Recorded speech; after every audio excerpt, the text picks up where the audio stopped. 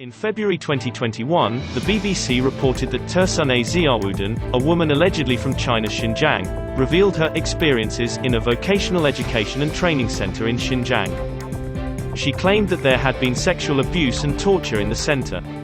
However, Ziawuddin's allegations were slammed as nonsense by teachers and trainees who stayed at the centers in Xinjiang.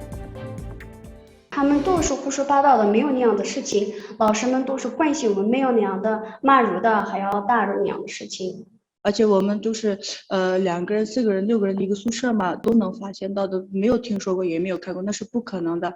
而且老师非常的就是关心我们的生活，还有学习方面，还有那个心理方面，也经常跟我们交流。在我们教育培训中心保障学员这个各方面的权利的同时，我们还会充分保障他们的自由，不存在他们说的这个虐待呀、性侵犯这样的事情。在招聘中心没有任何女学员被性侵过 ，BBC 完全是胡说八道，编造的都是鬼话。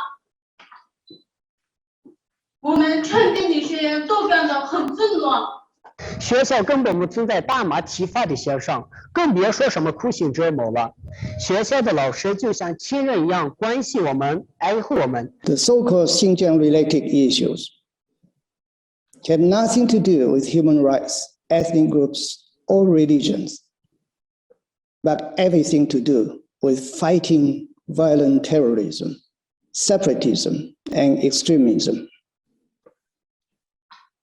The vocational education and training centers in Xinjiang are absolutely not concentration camps, but preventative and de-radicalization measures.